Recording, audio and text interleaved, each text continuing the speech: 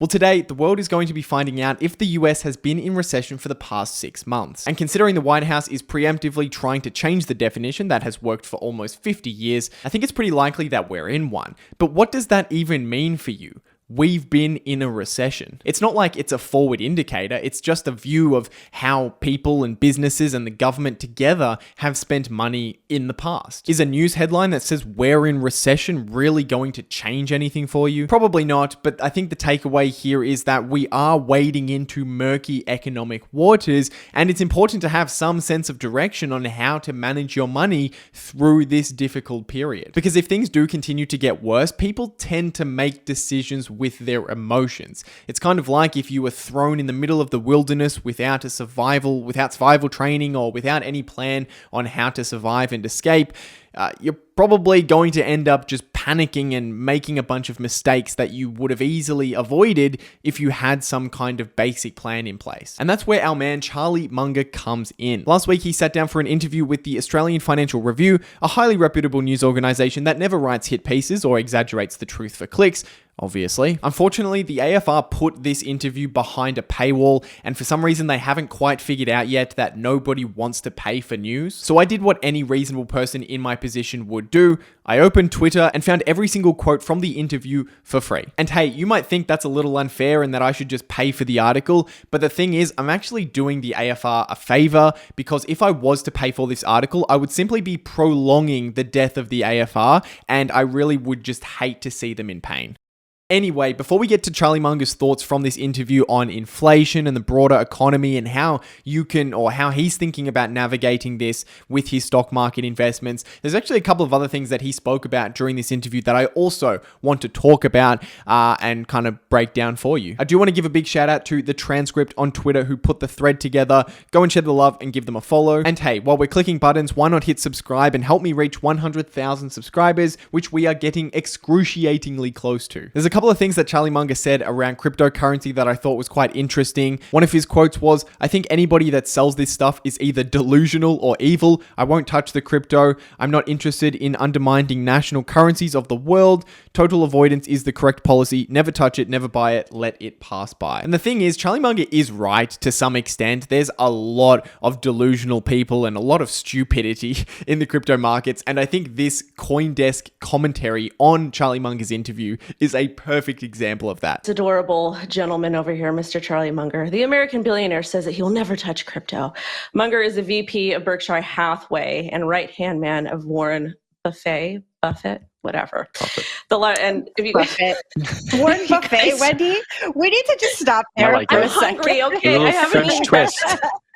And beyond just stupidity or ignorance, there's also clearly evil that he calls or fraud that's going on. People who are bad actors in the crypto space and taking advantage of the fact that there's this massive market where most of the investors in that market are just everyday people who have really no idea what they're actually buying into. Just in the last few weeks, we've seen crypto hedge funds and exchanges go bankrupt. Most recently, Voyager was a big bankruptcy. They were previously a $4 billion company, and they were really, it looks like, operating somewhat like a Ponzi scheme with their staking opportunity that they gave to people who invested money in Voyager. They also may have actually misled people into believing that funds put into Voyager, into the exchange, were FDIC insured up to $250,000 when in fact only the bank, if the bank failed that they used, was the money protected. If Voyager failed, the money was not protected, and that's kind of what we're seeing right now. But at the same time, Munger clearly completely dismisses cryptocurrency as having any technological value at all. And I think on that front, he's mistaken. And maybe this is partly because he's of older age and old-fashioned and maybe just doesn't understand the technology. I personally don't understand the technology, but I can certainly see that there could potentially be value there, in the same way that in the late 90s, there was a lot of fraudulent internet companies, but that didn't mean that the internet wasn't going to be an incredible technology that moved into pretty much every single industry. He also said stocks have a real interest in businesses. Crypto is an investment in nothing. And the guy who's trying to sell you an investment in nothing says, I have a special kind of nothing that's difficult to make more of. I don't want a piece of nothing. And the thing is, Munger is looking at cryptocurrency from the perspective of an investment, whether Berkshire Hathaway or his personal wealth would be invested to some extent in cryptocurrency. He's not really looking at it from the technology point of view. And on the investment perspective, he's completely correct. Cryptocurrency, NFTs, any offshoots using blockchain technology, at least currently, as far as I can tell, most of it, if not all of it, is entirely speculative. While stocks and cryptocurrencies may look the same in the trading app, you're buying a ticker symbol in the trading app. There's one key difference. When you buy a stock, you're also buying an ownership interest in a business that very likely or hopefully has employees, has a product or a service that they sell, they have systems in place, and hopefully they produce profit, some of which they deliver to shareholders, maybe directly in the form of dividends, cash dividends, but also indirectly in terms of reinvestment back into the business to grow the value of the company. In crypto's case, the cryptocurrency doesn't actually do anything. You have to be able to sell it to someone for more in order to make a return on your investment. Whereas if you own a business, especially if you take the perspective of owning an entire business, if you own an entire business, you don't need to sell that to somebody else in the future. You may end up doing that to take your return in the end, but you don't need to. In the same way, you don't need to sell a house to somebody else to make more money on it. You can rent it out. It has utility. It has intrinsic value. Munger then went on to talk about the macro environment that we're seeing right now and how he's thinking about it from an investment perspective. He said, I don't pay much attention to macroeconomic trends like the weather. I just ignore the weather. I try to invest whatever capital I have as best I can and take the results as they fall. I just seize whatever opportunities I can and hope to get my share. The point here is that if you're investing in businesses that are in strong financial health, they have a deep competitive advantage, they're run by an amazing management team, and ultimately at its core, they have a product or a service or a basket of products and services that are uniquely desired by customers, then a recession or high inflation or any kind of macroeconomic period for a year or 2 years, some kind of short-term pain, is just that. It's just short-term pain. It's a blip, and it won't have an outsized or a meaningful impact on the trajectory of that business over the long term. So how can you invest during a recession then, while there is a lot of murkiness going on? Well, there's really two main avenues, and these avenues don't change whether the market is in a recession or not. They're just the two avenues that I think make the most sense. One is, of course, to index fund invest. So finding an index fund ETF, something that invests your money broadly into, say, the US market, or maybe the Australian market, or maybe into global markets, into a basket of global companies. And one of the main benefits of choosing a basket, an index, and tracking an index of, say, 500 companies is that you reduce the risk of any individual business performing poorly within that index. And that essentially means if you, say, invest in the S&P 500 over time, you're essentially making a bet on the US economy growing over the long term. The downside is, of course, you are at the mercy of whatever happens to that basket of goods, right? You're not coming up with an idea of what the future profits of those 500 businesses on average will be. You're simply participating in the market and accepting what comes. Historically, that has been very, very good, but past returns, of course, don't equal future returns. And over the 10, 20, 30, 40-year period that you're investing over may look different from the last 10, 20, 30, or 40 years. The alternative is to pick individual businesses, and what that means is finding amazing companies through using a checklist of some sorts to go through and analyze it and ultimately come up with an idea of what the future cash flows of that business will be. And that means, similar to investing in an investment property where you would think about the rental income and the operating expenses of that property and the vacancy and those sorts of things, you do those same calculations for a business to figure out, what am I paying for this business? What am I paying for this stock?